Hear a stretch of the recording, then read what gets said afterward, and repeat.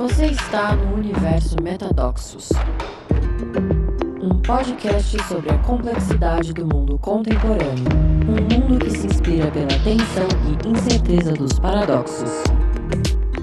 Muito bem-vindos para mais um episódio do nosso podcast. E hoje com um tema muito especial, que é essa ideia de diversidade. E o que eu tenho aprendido é que só dá para ter diversidade na unidade. E hoje com essa possibilidade especial e maravilhosa aqui de ter um convidado, que eu não conheço pessoalmente ainda, mas tem aqui um afeto, um carinho, irmão, e que eu tenho o maior prazer de estar junto hoje, da gente estar dividindo esse espaço para falar desse tema tão rico. Metadoxos.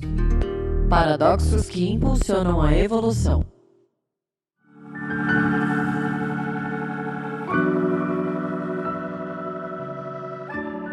Então, meu amigo, meu irmão, Biraci, obrigado por ter aceitado esse convite. E conta para todo mundo aí quem é o Biraci.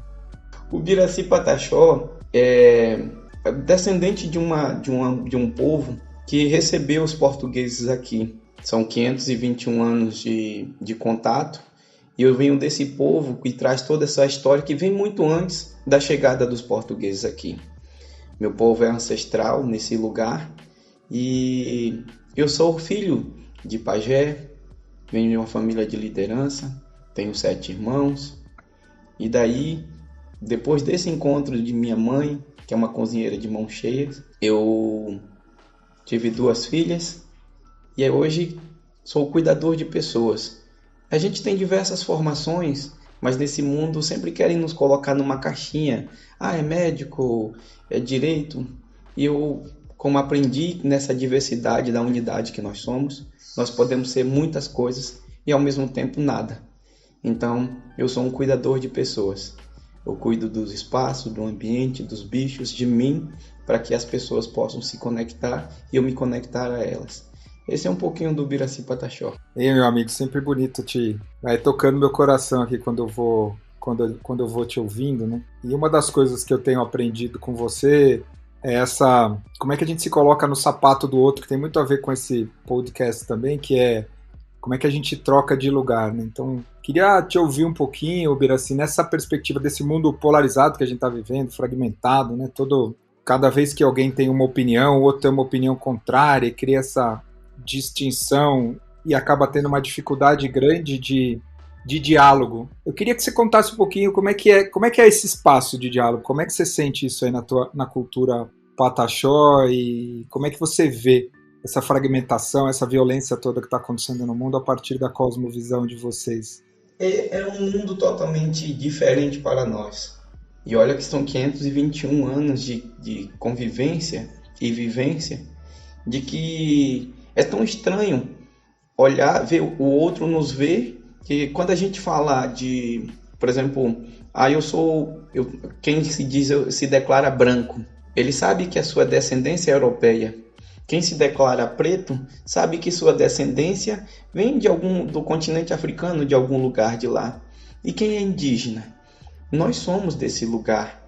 E aí, ainda assim, nesse mundo de hoje, nos tratam como imigrantes dentro do nosso próprio território. E tem muitos brasileiros, ou brasileiros americanizados, ou brasileiros europeizados, ou autêntico brasileiro, que pouco conhece ainda sobre a cultura brasileira, a cultura dos nativos. Então, para nós, é muito complicado porque nós temos a terra como nossa querida mãe. Ela nos dá todo o sustento. Todo o sustento que todos nós, para ir, vir, comer, beber, nos dá. E esse para nós é tão incrível que a gente olha para ela como algo sagrado e que deve ser intocável. E se ela permitir esse cuidado, eu posso fazer. Entretanto, as pessoas que não é de comunidade olham essa Mãe Terra como cifra, como dinheiro, e a gente cria problemas para nós mesmos. Então, quando a gente olha, são 2 formas diferentes de olhar a mesma coisa. E é nessa história da diversidade, da gente se proteger da gente mesmo, né? Para mim, tem sido bem desafiador encontrar porque nesse momento que a gente está vivendo, você deve participar bastante de conversas de diversidade, tem essa questão do lugar de fala, né? Então, eu tenho procurado me trabalhar muito por dois ângulos, né? Primeiro, um lugar de fala então eu reconheço que eu sou um homem heterossexual, branco, que tem os seus privilégios, né? E, ao mesmo tempo, como é que eu uso a minha fala sem impor essa visão de privilégio, mas, ao mesmo tempo, mantendo o meu lugar de fala. E para mim tem sido bem, bem complexo. Eu vou te dar dois exemplos. Eu não sei se você sabe, mas eu faço trabalho com constelação familiar e constelação organizacional também. E na constelação familiar tem essa coisa bonita de quando existe uma criança adotada, e muitas vezes tem uma disfunção que acontece porque os pais adotivos não deixam o filho saber que ele foi adotado, ou de alguma forma não deixam saber quem foram os pais biológicos, não se deixam aproximar. Então tem esse movimento bonito de acolhimento, de reconhecer que os pais biológicos vieram antes dos pais adotivos. E outro dia tem uma série americana que chama This Is Us, que é bem bonita, assim, porque ela parece que cada episódio da série o pessoal trabalhou na constelação.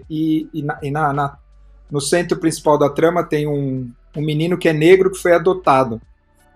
E aí ele mostra, nos Estados Unidos é um negócio maluco, né? Mas tem grupos de negros adotados por famílias brancas nos Estados Unidos. E eu não fazia ideia disso, por isso que quando se fala dessa história do lugar de fala, eu tenho procurado tomar cuidado sobre o que eu não sei que eu não sei. E para mim me chamou muito a atenção que todos aqueles homens e mulheres negros que tinham sido adotados como meninos, quando eles vivem no meio das famílias brancas, principalmente lá nos Estados Unidos, eu acho que no Brasil deve ser a mesma coisa, ele vai para uma escola onde só tem branco. Então ele vive um sentimento muito antagônico, que é, por um lado, muito grato aos pais brancos, porque ele recebe muito carinho, muito afeto, mas nesse caso, por exemplo, esse cara ele só via negro na televisão. E ele começou a imaginar. Tinha um homem negro que era uma referência de um apresentador de televisão e uma mulher negra que era a atendente da biblioteca. Então, é um negócio legal que ele fala. Legal, super dolorido, porque as crianças negras adotadas idealizam como seria viver numa família negra. E aí eles têm essa família imaginária.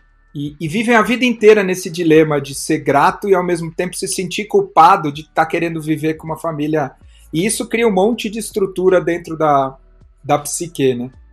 E aí eu tô lendo o livro Escravidão, do Laurentino Gomes, eu tô lendo o segundo volume, e tem tanta camada de complexidade, né? Porque a história que a gente aprendeu de escravidão é uma história de os europeus escravizaram os negros e trouxeram para as Américas. Quando você vai olhando na história, é tão mais complexo que isso, que os próprios africanos em guerra entre eles mesmos, um escravizando o outro, negociando com europeus, e depois, quando chega no Brasil, que acho que é o mesmo movimento que aconteceu com os povos originários, dos europeus começarem a ter filho com as mulheres indígenas e depois começarem a ter filho com as negras, e vai criando essa mistura e esse embrincamento, e depois o Brasil chegou uma época, antes do ciclo do ouro, que tinha mais pretos alforriados do que escravizados, então os pretos alforriados escravizavam outros pretos, ou seja, é uma camada de complexidade, de complicação e de dor, né? Porque eu acho que eu estou querendo tudo isso por conta do primeiro ponto,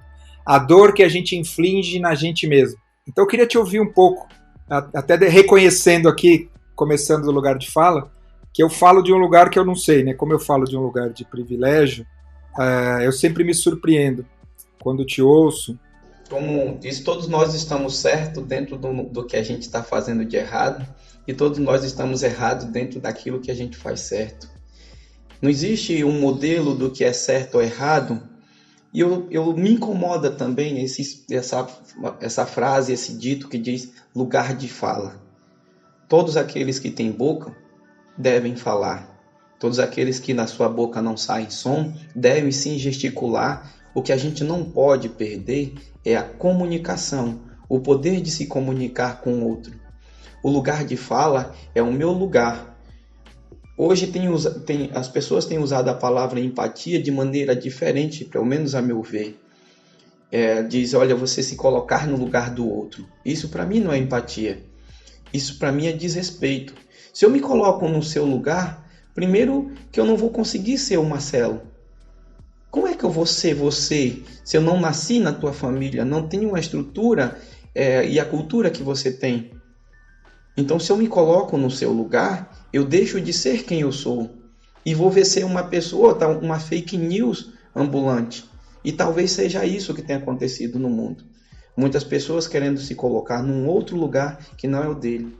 Eu aprendi que a melhor forma de eu ser empático com o outro é ocupando o meu lugar, falando da minha vida, falando da minha vivência, como eu amo e como eu não amo, o que eu tenho raiva, o que eu tenho ódio, o que eu gosto, o que eu não gosto e aquilo que eu me apaixono. E aí, quando eu falo, eu tenho a oportunidade de que você me escute. E aí, logo em seguida, eu fico em silêncio para ouvir de você também. Se eu tenho a possibilidade de escutar você e você me escutar, nós estamos dialogando. E aí sim, cada um de nós ocupamos nosso lugar de fala, nosso lugar que é tanto nosso. Eu indo para minha comunidade, ficar descalço com os meus, isso é um privilégio hoje, diante do tanto de trabalho que eu faço. Tá em casa é um privilégio. Entende? Para muitos, como eu vou viajar para a Europa agora, para muitos é um privilégio viajar para a Europa. Para mim não, é só mais um trabalho. Então, eu acho que o lugar de fala é quando eu ocupo o meu lugar e uso a palavra respeito. O que na minha cultura a gente aprende é quanto mais eu olho para mim, mais eu compreendo as minhas dores e meus amores, e aí compartilhar e vivenciar com o outro começa a fazer sentido. E saber que eu sou sozinho, mas ao mesmo tempo precisamos de muita gente. E que muita gente precisa de cada unidade para fazermos a circularidade da vida. O Biraci, me conta um pouco desse teu lugar e desse lugar do teu povo, o esforço que você tem feito com a tua comunidade para preservar a cultura, as tradições, a sabedoria ancestral, no meio de todo o acesso, né, e todas as ameaças aí, a pedagogia, a escola, tem tanta coisa bonita aí como é que você tem ajudado, encontrando o seu lugar, a ajudar teu povo a encontrar o seu lugar também? Eu confesso aqui que quando eu ingressei no mundo acadêmico e comecei a estudar, eu quase que fui corrompido por esse mundo de que exigia que eu fosse o melhor na minha turma, eu tirasse 10 em tudo, o 10 era mais importante. Quando um dia eu ouvi dos mais velhos e eles disseram: por que na nossa cultura a gente nunca quer ter um melhor em nada? Porque senão ele vira referência e essa referência vai ser solitária. Dificilmente alguém vai chegar para compartilhar algo, vai sempre querer saber da minha força, como é que eu faço para ser tão forte, ser tão bom. E eu aprendi com eles que nós queremos criar um mundo de muitas pessoas boas, de muita gente boa em diversas coisas. Então, quando você me pergunta isso, eu fui aqui analisando rapidinho. Eu trabalhei na saúde, hoje trabalho com saúde mental, sou educador, também faço trabalho de comunicação nos jogos indígenas, que é quando a gente reúne nossos jovens de diversas aldeias para a gente celebrar a vida. Então esses movimentos nos lembram de que a gente tem feito muito trabalho em prol do cuidado um do outro. Mas nós acreditamos, e aí isso é um ensinamento dos mais velhos, que uma frase que meu pai me disse uma vez, o pajé Itambé, quando ele ainda era cacique.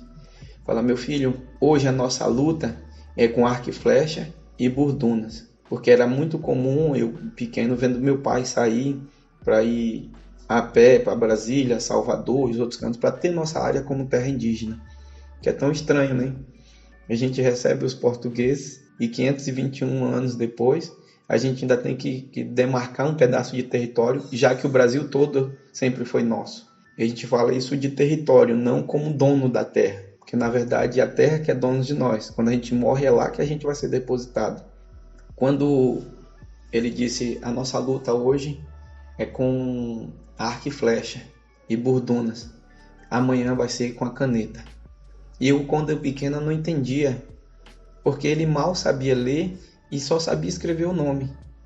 E às vezes, quando chegava um documento, chamava-se um professor para ajudar a interpretar esse documento. Mas aí, quando ele falava aquilo, ele dizia: olha, nós precisamos de pessoas que possam interpretar esses documentos, que vêm como cartas de amor, mas no final a gente acaba sentindo a dor, que eram cartas bonitinhas, então chegou coisas para que eles pudessem só assinar, e a gente sabe, né, que uma assinatura nossa pode ter muitos problemas. E a justiça brasileira, ela é muito injusta, principalmente com certas populações e certos grupos. Então o que nós fazemos hoje, Marcelo, é enfatizar ainda no jovem a importância da educação. E a educação na diversidade, que é quando eu encontro pessoas de outros povos. E aí eu vou trazer um grande exemplo. Por exemplo, na nossa escola, o que a gente ensina? A gente recebe os livros lá dizendo que Cabral descobriu o Brasil em 22 de abril de 1500. A gente diz para os nossos alunos: ó, se você quiser fazer um Enem, entrar na universidade e tiver lá escrito, você diz que é verdadeiro. Mas na real você sabe que isso é uma mentira. Não se descobre o lugar onde tem gente. Então é a gente, dentro dessa nossa unidade, trabalhar essa diversidade que tanto nos machuca. Mas a gente sabe que é uma ignorância de quem fez aquilo. Porque se nos conhecer, vai saber que Cabral ter chegado aqui e não ter chegado à Índia foi um privilégio para ele, mesmo diante de tantas dores. Nós percebemos o seguinte, que a educação, a saúde, é um movimento em que a gente tem que estar junto para cuidar de nós mesmos. E aí hoje a gente vive em casa de alvenaria. A minha aldeia é a maior aldeia urbana da América Latina. E é impressionante como as pessoas se espantam eu saindo de lá, ou às vezes dirigindo um carro. Falam: mas índio pode dirigir? E é realmente, às vezes falam, não é índio, é indígena, né? Povo originário. Mas todo mundo evolui para diversas formas. E quer dizer que só por eu ser indígena eu não posso evoluir, dirigir carro, usar celular, computador, não tira do sangue e nem a essência de quem eu sou. É só mais uma ferramenta.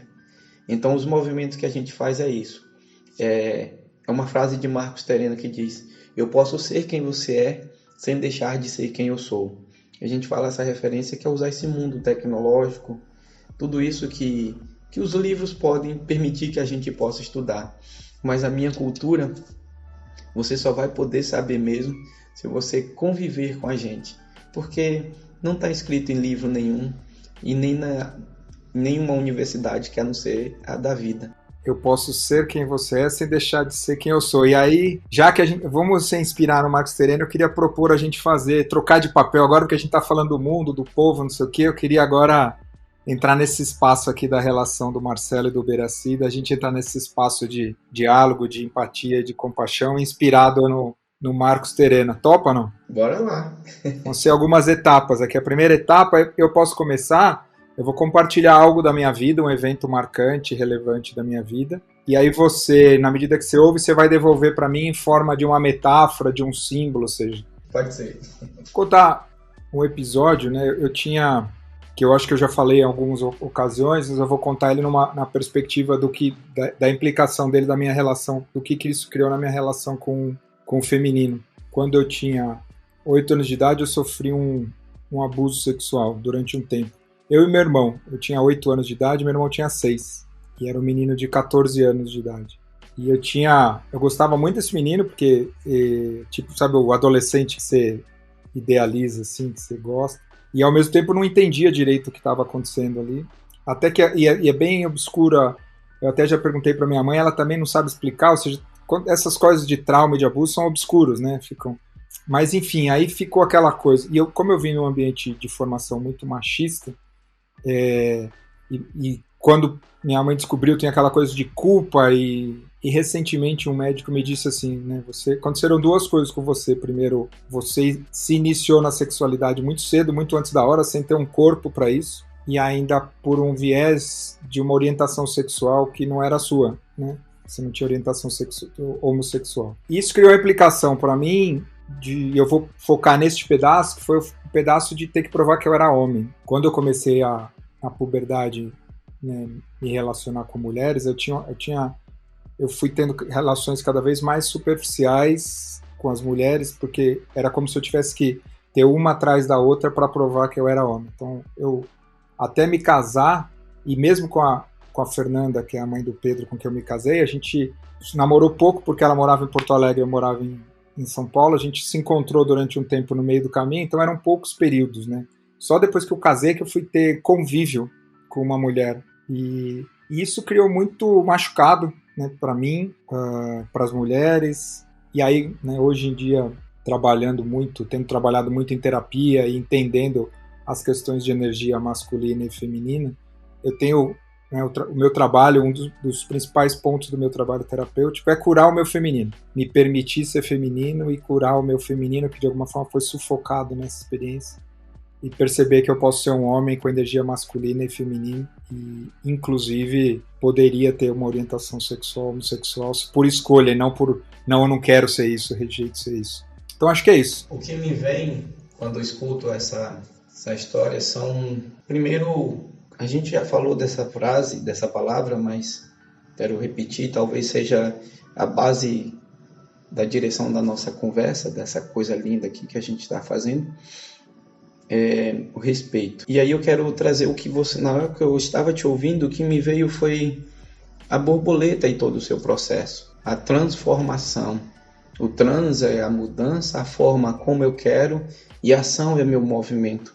Todos nós queremos voar como borboleta, mas as pessoas não se lembram de que a borboleta ela tem que saber seu limite, nem voar alto demais, porque o próprio vento pode levá-la para lugares distantes, mas voar baixo demais, que tem sempre um sapo, uma iguana, um bicho que vai querer comê-lo. Ser borboleta talvez seja você entender seu limite entre o céu e a terra e esse espaço, mas para ser borboleta a gente precisa ter se rastejado como uma lagarta, e mesmo rastejando, fazendo aquele movimento, ela não fica parada. Mas o que me chama a atenção é esse ambiente de casulo, que não existe idade, não existe tempo. Quando você quer se respeitar e encontrar com você, encontrar esse casulo, para quando preciso deixar de ser lagarta para virar borboleta.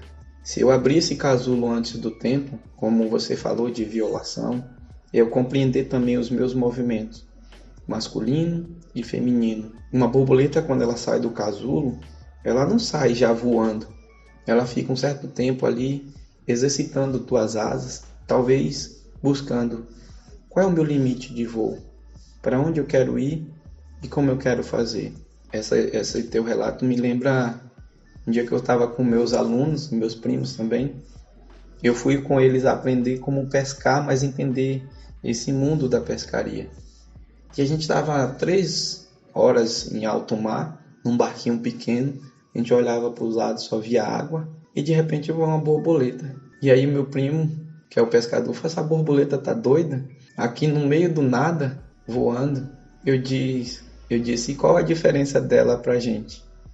Nós também estamos no meio do nada, talvez no meio do tudo. E talvez ela saiba a potência das suas asas por ela estar tão longe. Mas de fato, talvez ela nem saiba o recado que ela tem para nos passar. E uma coisa eu tenho certeza, é para todos nós que estamos nesse barco vendo ela voar aqui, cada um de nós vamos levar um aprendizado. E talvez nós nunca sabemos se eu sou a borboleta, se eu sou o barco, ou sou um espectador de todo esse movimento que está passando. E eu agradeço por você trazer essa história, está me recordando muita coisa aqui.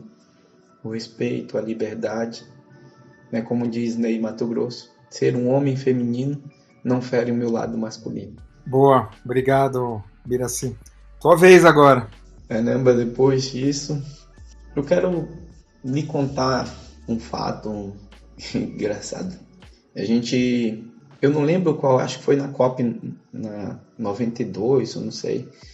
Foi quando teve a discussão no Rio de Janeiro sobre o G20, né? O grupo dos 20 países mais para falar sobre a Conferência do Clima, que agora estão discutindo novamente, que a gente não viu avanço nenhum. Então nós fomos uma delegação enorme para o Rio de Janeiro, e lá tinha várias assembleias, a gente estava discutindo. Eu tinha ido pela universidade, então tinha alimento tranquilo, tinha ticket, aquelas coisas todas. Mas os meus parentes que lá estavam, não. Eu lembro que eu nunca vi uma panela tão grande que dava mais ou menos 1 metro de altura, e era enorme, cheia de feijão, que chegava tipo com o céu aberto, e os feijão saía de um bairro para o outro, no sol quente, escaldante do Rio de Janeiro, e já chegava ruim. E vários parentes estavam passando mal. E aí a gente começou um movimento de cuidar, prendemos o carro, segurando, falando, a gente não vai fazer nada com vocês, mas nós queremos um alimento de qualidade. E aí a partir disso a gente ganhou uns tickets para ir para alguns restaurantes. E aí foi outra dor, porque a gente tinha comida boa, mas a gente não era bem recebido. Então, a ideia é que nós éramos sujos, fedorentos, e por incrível que pareça, o europeu aprendeu a tomar banho com a gente, e vários dos produtos que tem no corpo que a gente usa bastante vem da nossa fauna e flora. Mas um desses casos, enquanto eu ia almoçar, uma senhora me xingou de todos os nomes que você possa imaginar. Ela tinha a sua faixa dos 40, 40 e poucos anos, e eu, olhando para ela, vendo, ela chegava a espumar, babar de tanto xingamento que tinha, e eu parei, só fiquei olhando. E só que ela vinha empurrando um carrinho de bebê, e eu disse, olha, eu teria muita coisa para dizer para a senhora. E ela dizia, volta para a mata, aqui não é seu lugar, vocês estão sujando a minha cidade. E eu disse, talvez a senhora não saiba de onde vem o termo carioca, né? Que a cari é peixe e oca é casa. Então a senhora deve estar desconhecendo o real lugar e de quem é. Mas eu não quero discutir com a senhora porque a senhora está com um bebê. E ela disse, vai, mais uma vez, vai para a mata. E eu falei, não tem mais mata para a gente ficar. É por isso que vai ser mais comum a gente estar na cidade. E aí o mais impressionante, quando eu olhei para o carrinho de bebê, não era uma criança que estava. Era um cachorrinho com roupinha de menino, de criança, de bonezinho e tudo. E incrível que pareça, ela me xingava e a face do cachorrinho era mais snob do que os xingamentos dela. E eu comecei a sorrir por dentro, que eu olhava a cara dele, eu via quanto ele também me esnobava. Eu não sei se era o meu olhar, mas a cara dele era muito snob e até hoje quando eu lembro é engraçado. E eu disse, a minha frase, eu disse para ela a seguinte, minha senhora, eu teria tanta coisa para lhe dizer, mas é tão estranho para mim conversar com uma senhora que é onde tem um cachorrinho com roupinha de criança dentro de um carrinho de bebê. Ou eu estou muito doido, ou a senhora não está batendo bem das bolas. Mas eu vou deixar passar. Lá na minha aldeia, cachorro anda pelo chão, e a coisa que ele mais gosta é de correr atrás dos outros que passam correndo. Mas essas lembranças ainda vêm na minha cabeça, como a gente pode dizer para o outro, você está sujando a minha cidade, você está sujando a minha casa, e ao mesmo tempo você está vivendo num contexto totalmente desfavorável do que realmente é seu. Essa é a minha história. Uau, obrigado, Birassi. Eu que agradeço, cara. Me vem assim uma imagem, como se fosse em 2 dimensões. Se tivesse em 2 planos, assim, sabe? Um menino muito corajoso lidando com essas coisas todas, como se fosse um indígenazinho forte e ao mesmo tempo sentindo aí um soldadinho, um guerreirozinho.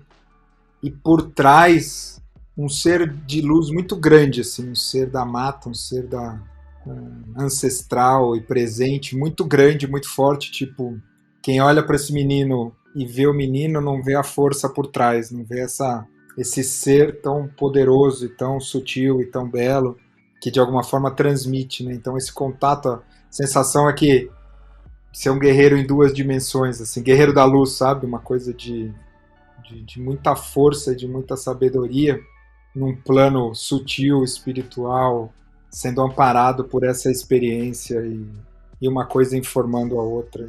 Por diversas vezes eu me sinto assim mesmo. Porque a gente também, mesmo que eu viva nesse mundo com muitos sábios, a gente se pergunta diversas vezes, qual é o meu papel aqui? Por que eu vivo sempre no meio da corda sendo esticada, sabe? Um puxa de um lado, um puxa do outro. Um é minha cultura, outro é esse mundo moderno. Como é que eu estou unindo o saber acadêmico com o saber comunitário? É difícil, mas eu me sinto assim mesmo. Você falando isso, eu queria pedir permissão de cantar uma oração.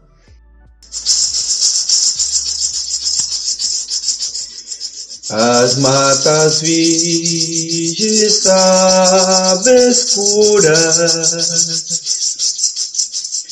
quando o luar clareou, as matas virgens escuras, quando o luar clareou, mas quando vi a voz do meu povo, todos os índios aqui chegou. Mas quando ouvi a voz do meu povo, todos os índios aqui chegou. Porque ele é rei, ele é rei, ele é rei. Porque ele é rei, na Jurema ele é rei. Porque ele é rei, ele é rei, ele é rei. Porque ele é rei, na Jurema ele é rei.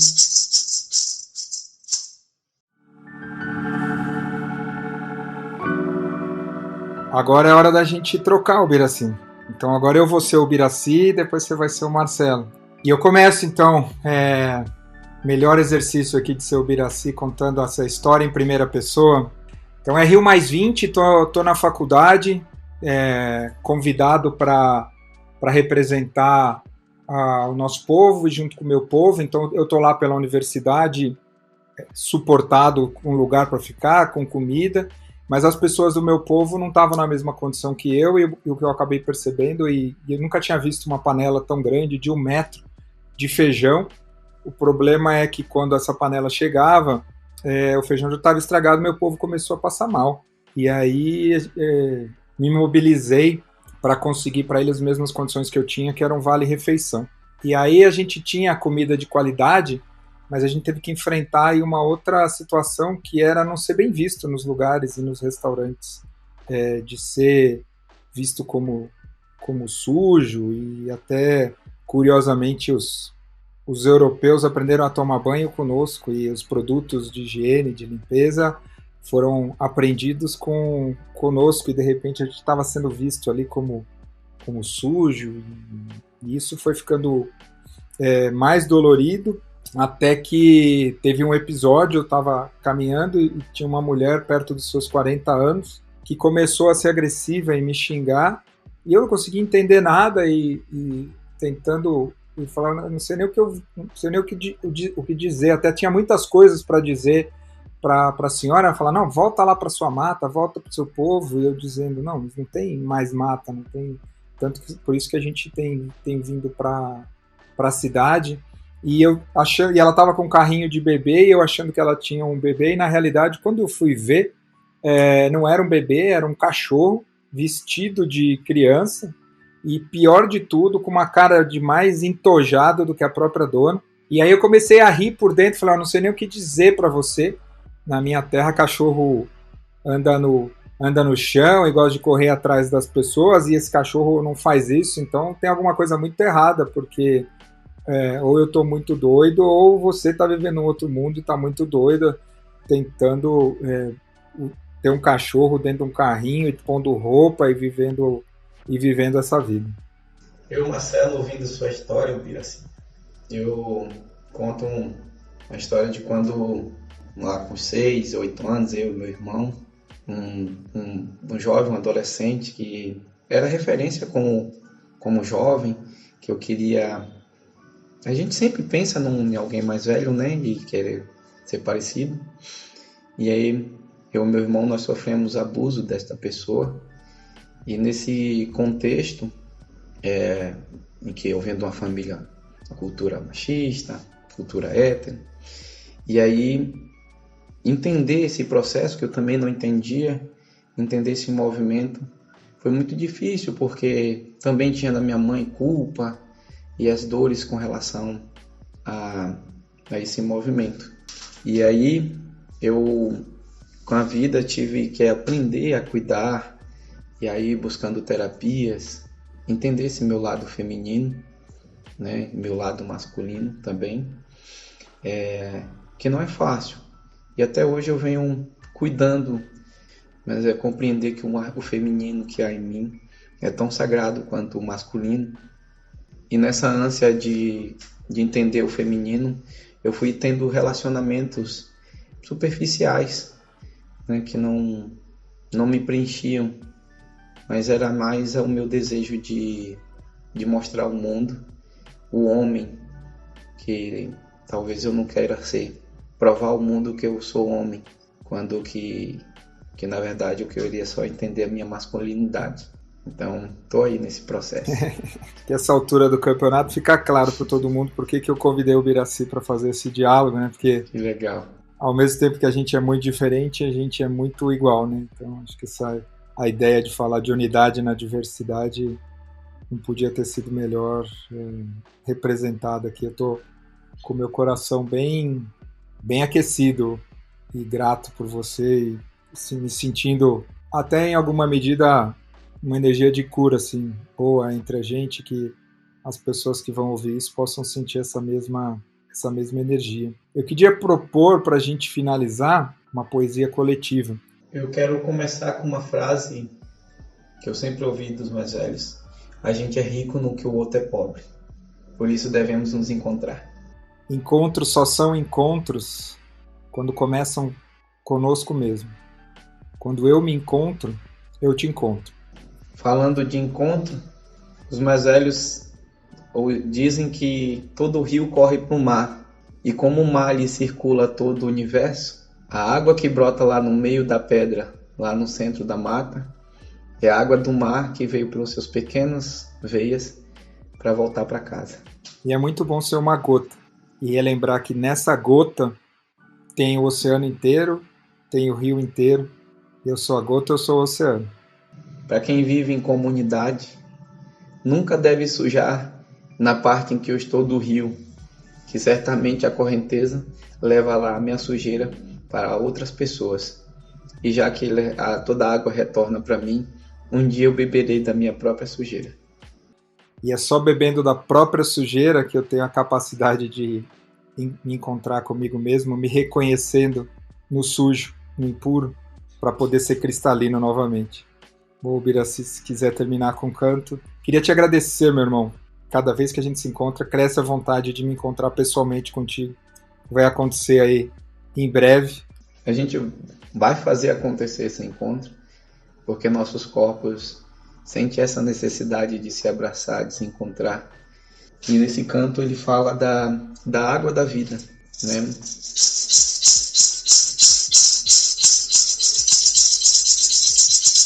Goiamianga, Iairi, Goiamianga, Iairi, Coreim, Cuyuna, Queruxi, Coreim, Cuyuna, Queruxi, Correvane, Caterino,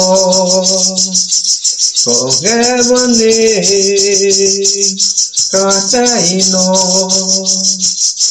Baixo, Muque, Carumancho, Baixo, Muque, Carumancho, Uaruquan, Patibaré, Uaruquan,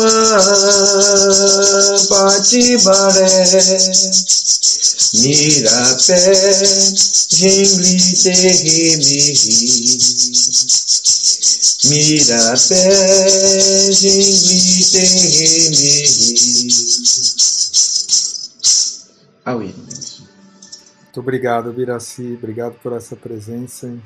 Gratidão, meu irmão. Seguimos, meu amigo. Fique bem, viu? Um beijo a todos os ouvintes, todos que irão escutar essa lindeza. Que nossas palavras não sejam como preces, mas que você escute com o ouvido do coração. A gente vai encerrando por aqui. Como a gente acredita, está todo mundo certo, até certo ponto.